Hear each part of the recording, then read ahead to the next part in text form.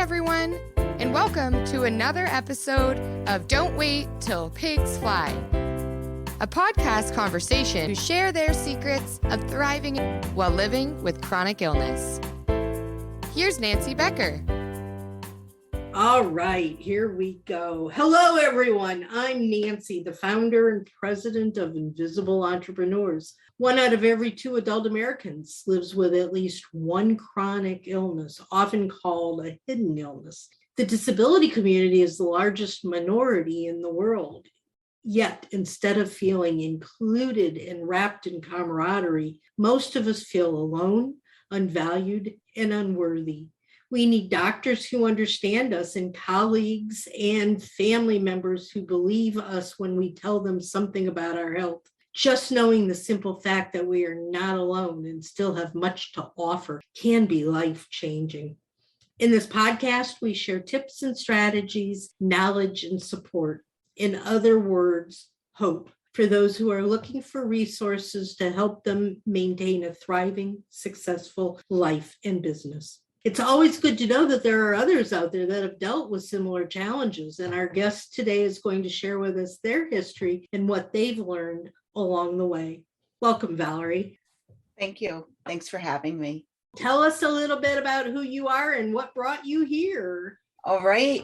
So my name is Valerie, and I have lived with osteoarthritis for over 20 years. I was 27 when I was diagnosed. I was just getting into hiking at that time. I was, turning into an avid hiker. I had some joint pain in my knees, and I went to my doctor, and my doctor did x-rays, and I can, remember her just looking at the x-rays and looking at me and telling me, really giving me no other advice except I think you should just put your feet up and relax, which wasn't acceptable to me at that time. So I pretty much rejected that advice. And since then I've been on a mission first for myself to keep doing what I wanted to do, to keep pursuing my dreams. But now I also help other women who have osteoarthritis, gain the knowledge and adopt the lifestyle that they need to pursue their dreams and to live their best active life.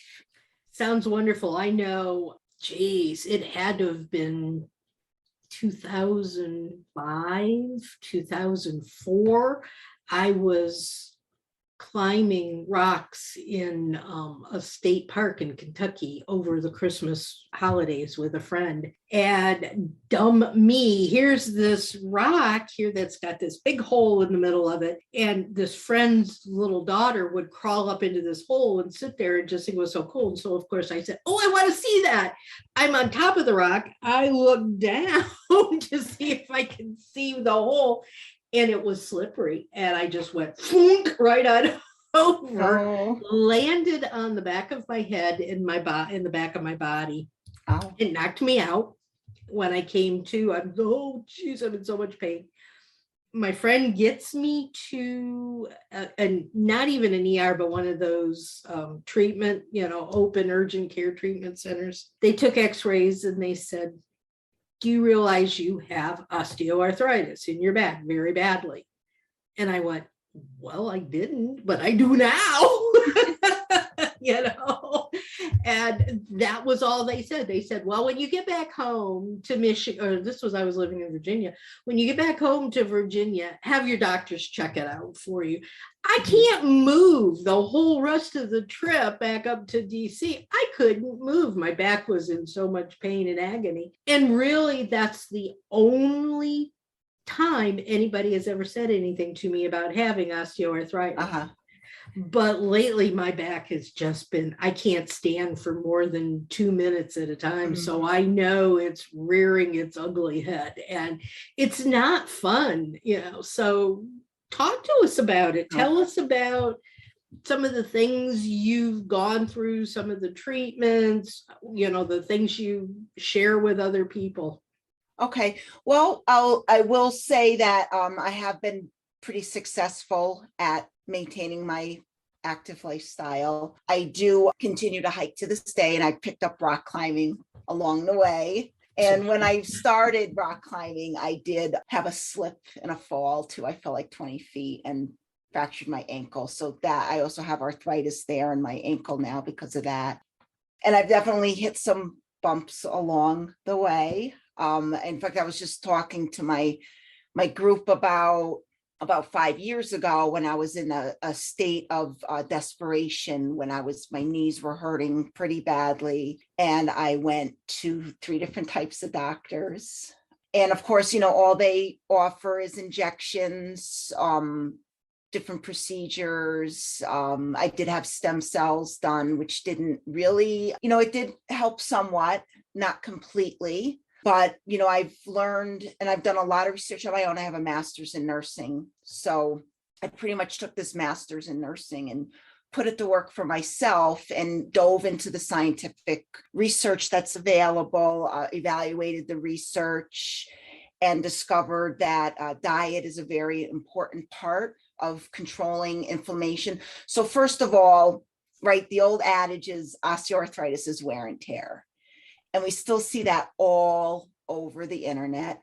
Osteoarthritis, it's an inevitable part of aging. It's just due to the wear and tear. Those are all part of the myths surrounding osteoarthritis. It is not a wear and tear disease. It is inflammation. Inflammation plays a major role in the development and the progression of osteoarthritis. So it's a different type of inflammation than the autoimmune arthritises like rheumatoid arthritis or Sjogren's or those sort of arthritis, but it still is inflammation that is causing the joint damage. And if we can lower our systemic inflammation through diet, through weight loss, through stress management, so all those things can improve arthritis symptoms. There's actually been improvement in x-rays with people who adopt a lifestyle that fights inflammation instead of feeds it. Interesting, very, very interesting. And I know I've got so many of the autoimmune and the chronic, and they're all inflammation, but for whatever reason, my doctors have never really picked up on the arthritis aspect of it. So, it just really hasn't come into my mind, but now it is. And I'm starting to look in general at diet and at different ways of eating, because it seems like my Crohn's, my RSD, my arthritis, all of the different things I have, research says that, change your diet. My gastro at one point put me on a low FODMAP diet, which is basically nothing to eat but protein, but meat. And I love my meat, but that didn't seem to help at all. And I'm really leery of all of these diets, the paleo diet, the this diet, the that diet. I'm leery of all of them because, so many people say, oh, if you do this, you're going to become 100% better. And I don't totally believe that. It might help some people, but I don't think it helps everyone. So can you give us some thoughts on just general what makes sense in a diet for somebody who has arthritis? Yes. So, it's very simple. And I agree with you. There's a lot of crazy diets out there. When you follow some of these, there's really nothing left to eat, very restrictive. And I think a lot of them, you're phasing out really important nutrients that are anti-inflammatory when you adopt any of these of the crazier diets. I take a much it's first of all, it is based on what the science says, and it's a lot more lenient than a lot of the other diets. So first of all, it's really important to get a lot of vegetables in. Try to get 5 servings of vegetables a day and 2 to 3 fruits. I've just cut that down to just 2 fruits a day, but because I'm trying to lose a little bit more weight here. I have goals, but goals are important. Yes.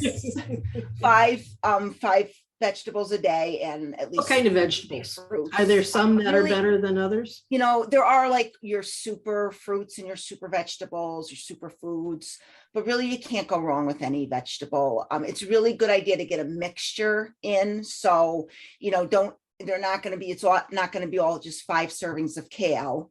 It's going to be like, for example, for breakfast, maybe some sweet potato and some beets, maybe throw in the beet greens. Don't throw away those beet greens. Those beet greens are good for you. And then for lunch, lettuce and peppers and tomatoes, really mix it up, get the rainbow in, because those are, the rainbows, the colors are phytochemicals in the fruit, in the vegetables that are anti-inflammatory.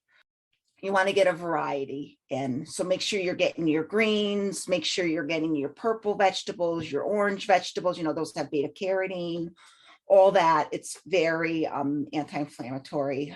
A lot of places you'll see people eliminate nightshades, which are supposed to cause inflammation. That's a very small percentage of the population that nightshades cause inflammation. So, if you do notice that you're sensitive to nightshades, and you might just be sensitive to one nightshade, so just one vegetable, then, by all means, exclude that from your diet. But most people are not going to be sensitive to nightshades. And if they eliminate that vegetable group, which it's large, it's tomatoes, it's peppers, it's eggplant, there's several others. All the ones I love. Yeah. If you eliminate them, you're also eliminating a lot of really good nutrients and anti-inflammatory phytochemicals. So definitely, it definitely isn't somewhere to start. You see a lot of people say start with the nightshades. No, don't start with the nightshades. Start with limiting your saturated fat. So saturated fat should be less than 15 grams a day. So try that. Eliminating trans fat. Trans fat is artificially made fats that food manufacturers found out that if they add hydrogen to these fats, it increases shelf life, but they're very bad. And I know we've heard this about heart disease, that it's really bad for heart disease, but it's also very bad if you have osteoarthritis or probably any inflammatory condition, because it really causes inflammation to spike. You also want to stay away from processed or preserved meats. And this includes the all natural varieties or the nitrate-free varieties, because it's not the chemicals that they're adding, it's the chemical reaction that happens when they preserve meat. So in the all natural, like the Applegate, they'll say nitrate-free, all natural bacon or whatever, but they still use celery juice and it still produces the same chemical reaction that creates the chemicals that are not only pro-inflammatory, but are also cancer causing.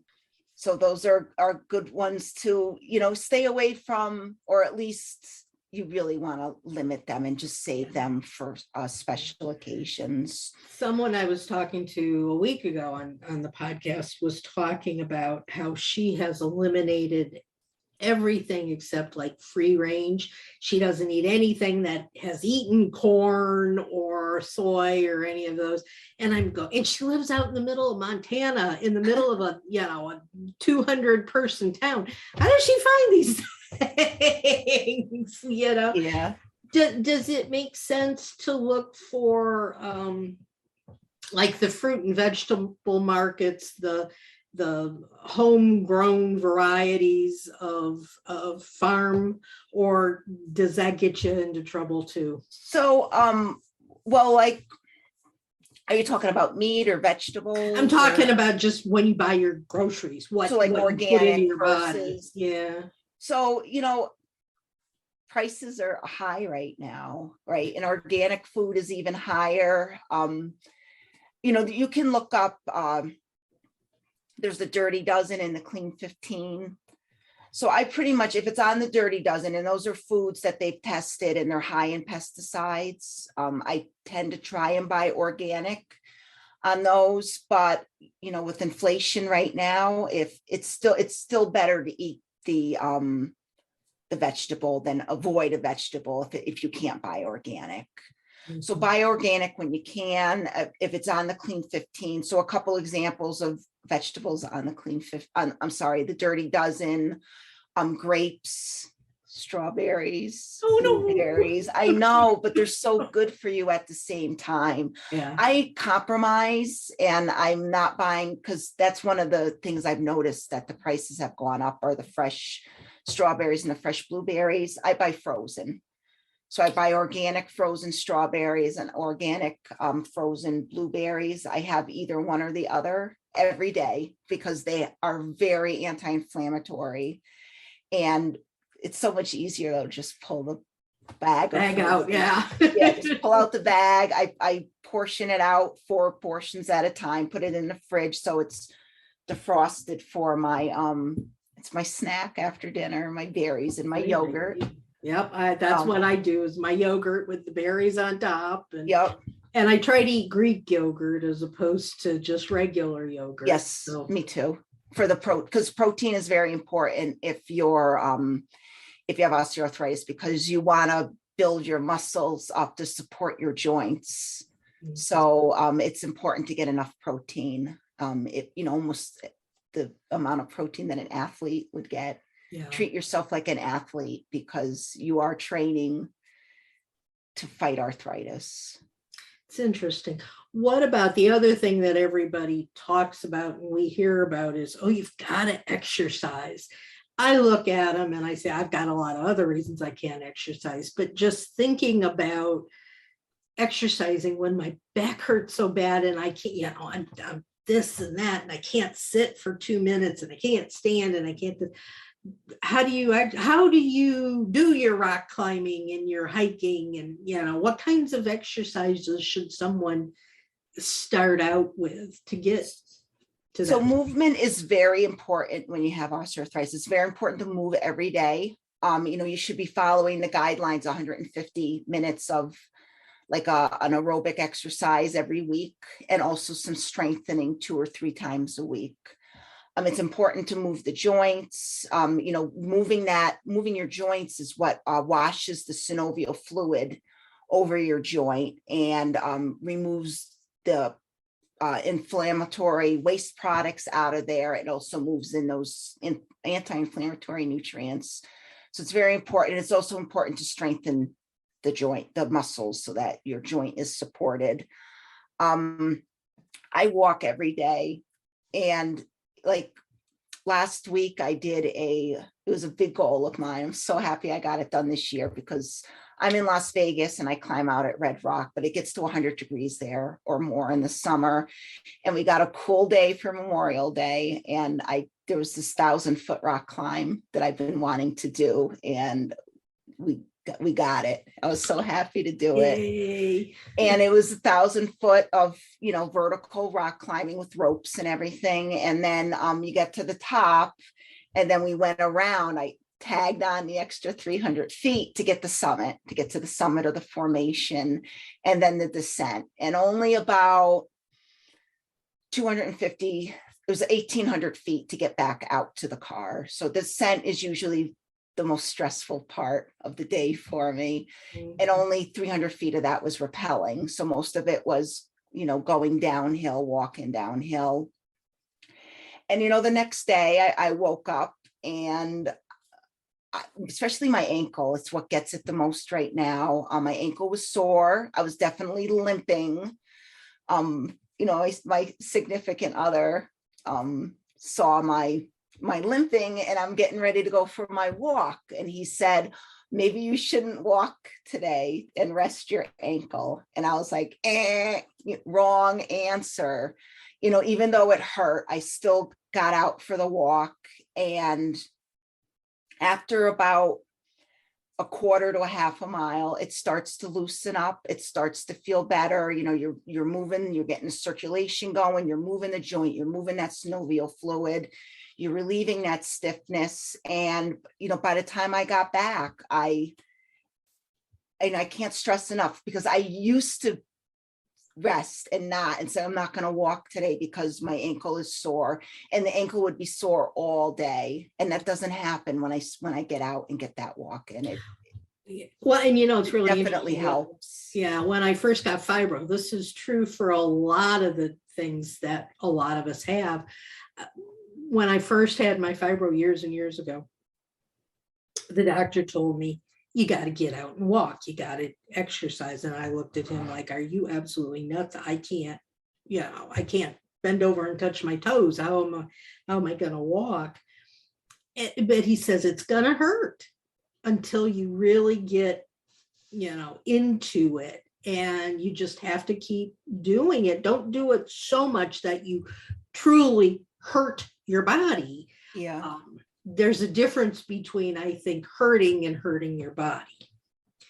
And he says, just, if you start out at 25 feet or whatever, just do what you can until you're doing it. And by the time I moved from Virginia to Michigan, which was probably a year, I was walking 2 miles a day. And I loved it. It was so great. And then unfortunately, I was in my car accident and got the complex regional pain syndrome, and I can't stand anymore, let alone I'm in the wheelchair now. So that's out. But I think for anybody that's listening that, has one of these disabilities, one of these illnesses, if you can, and if your doctor says you should, then I think it might be good to try, because I know for myself, it really, once I started doing it, it really helped a lot. And I got rid of my fibro for a while. And you don't have to start out crazy. I think the fitness industry does a big disservice, sorry, because when you look on social media, you see people are sweating and grunting and running and high intensity intervals. And those are all great. That's all great. But that isn't all exercise. Exercise can just be, moving your legs a little bit, doing a little side tap with your feet, or, rocking back and up on your feet and on your heels, or, a walk. It can be to the end of your street, to the end of your driveway, if that's where you need to start. Start somewhere, start small. And I just did a video a couple weeks ago. I'm not by any means a group exercise instructor, but I did do a video a couple weeks ago in my Facebook group about just beginner, really easy exercise. And half of them are in the chair and the other half are holding on to the chair. Right, because people need to start somewhere. And I think a big, danger with people out in the United Kingdom, Great Britain, the new recommendations just came out, and they're pushing people who have osteoarthritis to exercise. And, you get you see all the grumbling about that. And it is kind of grumbling. It is kind of, I did kind of cringe, because people are going to start, and they're going to start trying to do the 30 minutes day one. And if you have osteoarthritis, you can't start like that. You need to start small. You need to start with what you can tolerate, and you need to build from there. But starting out with that, if you think you need to run the first day 30 minutes or do beach body type aerobics, that's going to set you back. It is going to cause pain. So you need to start where I always say, go to how far until you feel pain, and then dial that back just a little bit, and do that. Start doing that much, and do that much for a couple of weeks, and then increase. Yeah. And I think, at least for me, one of the things that I enjoyed, it really became almost a meditational time for me. I put my earbuds in, I was listening to, podcasts or listening to music. And I had the place where I walked was an old Civil War encampment that had really cool things, but it was basically just this walking trail in the middle of the woods. Now you'd see the old fort over here and things like that, but you'd go around twice the walkway, and you'd get your 2 miles in. And I would just, every afternoon when the sun was shining, I'd put on my earbuds, I'd start walking. The sun would filter through the trees, it would shine on those old buildings. And, I just felt so peaceful and relaxed. And I stop and think, wow, I've not only been around this twice, I've been around it 3 times. I've walked, 3 miles. And I would be tired when I went home, and I was hurting, but it was a different kind of hurt. Mm-hmm. It was a good hurt because my Yes. muscles were saying, oh, I've done something. And I really miss that now. So, what else can you tell us about things we should know for people with osteoarthritis? So also just getting movement in during the day. Try to break up the sitting, right? A lot of us have desk jobs. I'm here working from home. It was funny, is just before I was about to click on here to join you today. It was I was scheduled to start here at 11 and it was 10:58. And I said, I have a bathroom right pointing. Nope, that's the right way. I have a bathroom right here. It's the next door. But I usually walk all the way into the master bedroom and use that bathroom because it's a few more steps. So I said, oh, you only have 2 minutes. You're going to have to use the close bathroom. And I said, no, you need to walk the further because, when I've been sitting for a while, I will get up and I will be stiff. But it's really important every, really every 30 minutes to get up and move. I can pull this out. I love this. I have this underneath my desk. So this is just an example. It wobbles. So I can put my feet on it and move. So I'm moving my ankles, I'm moving my knees while I'm sitting here at my desk. Different stuff like that, break up your day so that you're getting some movement in throughout the day. Even if it's just, if you're working from home, you take 10 minutes to clean up your kitchen, instead of doing it all at once, break it up. So you're scattering that movement out throughout the day. I think that's very important. Also with us, and I'm reminding me because I'm going for my water, hydration is very important. If you have osteoarthritis, our cartilage is 80% water, 80%. So it's mostly by wet weight, it is 80% cartilage, 80% water. And then also the synovial fluid, which is the thick fluid that lubricates our joints, is mostly water.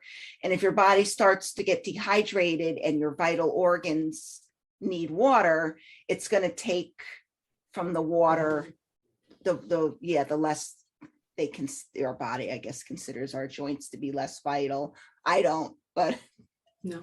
But and that's interesting too. I've got a huge, I think it's like, I'm not sure what it is. It's like 60 ounces in one of these things. And if I fill it up, I drink constantly. I usually go through 3 of these in a day. Oh, wow, so I'm definitely drinking my water. But what I try to do is fill it up halfway. And so then when I've drank that halfway point, then I have to get up, go out to the kitchen, fill it up with more ice, fill it up with more water. And then I've got another drink for another half hour or so to go. So that's doing 2 things. It's getting me my water and it's getting me moving and active again. So that's a really good. And then people joke, the more water you drink, the more often you're going to have to get up and walk to the bathroom too. Well, I do that too. That happens too. Yes. So, well, we are almost out of time. Is there anything that we didn't talk about that you want to share? Are you doing something special right now that you'd like the audience to hear about? So I'm getting very close. So I'm building a osteoarthritis self-management program for women. I'm starting out with women, and I'm doing that because women, I think, have special emotional needs that are different than men. And Emotions are a very big part of managing osteoarthritis, the stress and stuff like that. And then, yesterday I'm diving into the feminine wound, which is very interesting, which kind of put women in this kind of constant fight or flight.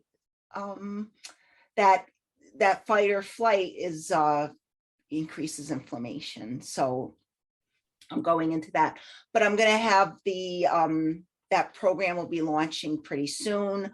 For right now, I do have an Instagram account. It's at Arthritis Health Coach, where I share a lot of information there. And then I also have a free Facebook group where every week I do a live video. I know this probably isn't going to be aired at the time, but this week it's about emotional eating and how emotional eating can feed joint pain. Yeah, I think that was me huge.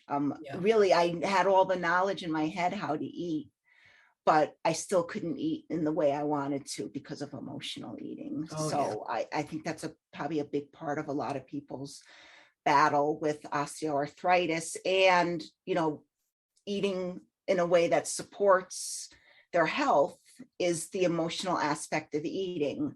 Because a doctor can throw a diet at you and say, this is how you want to eat, or anyone can tell you, eat this, but actually putting it into practice is the hard part. Yeah, that's for sure. And, if it's not something that you enjoy, we enjoy eating, Yes. And if it's just something that we've got to do to sustain our bodies, we're not going to do it. We want that. It's the hardest thing in the world for me to stay away from the sweets. I love sweets, but now I'm limiting myself to like a couple of times a week, just because I know that it's not good for me. So emotional eating is another really big one.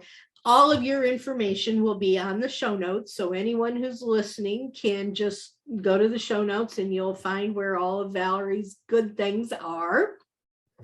And with that, to wrap up, thank you so much. This has really been interesting and informative, and I've learned tons. People that listen to the show also generally want to know what's going on here after they've listened to a podcast. And right now, the nonprofit Invisible Entrepreneurs is really starting to get going, and we're going to be creating travel forms so that you can have in front of you items that you need to take with you when you travel, so you've packed them. And not like me, I had to come 3 hours back home to get my insulin because I forgot. If I had written it down and checked it off the list, I would have been much better off. So we're going to be having that out there on the website for anybody who's interested. Also, next Wednesday at 11 o'clock Central AM, we're going to be having the first of our monthly peer support groups, and it's called Come to the Table. And it's a group for women who have all types of chronic illnesses. It doesn't really matter what you have. And we have a guest speaker who's going to be talking to us. The speaker next week is Erin Dowd. She is a nurse and she's a holistic health practitioner. And so she's going to be talking to us about all kinds of things that we can do to support our bodies, and like the diet and all of that we've been talking about today. We're going to be talking more about with her. So if anyone's interested in that, it's going to be at www.zoomwithnancyb.com. And the password is going to be bizgrowth. So hope we see you there. If you can't come to this one, we're going to be having them every month. So just keep checking out the website for the dates, and we'll keep you posted. With that, please, guys, share this show and all of the others to your friends, to the people you know that could use the support, the knowledge, the experience of others to help you all get along with your chronic illnesses and keep us going. And let me know if you have topics you'd like to hear, and we will get them going for you. In the meantime, y'all, take care. get out there, be productive, feel good, and soar higher. Take care, everybody. Bye-bye.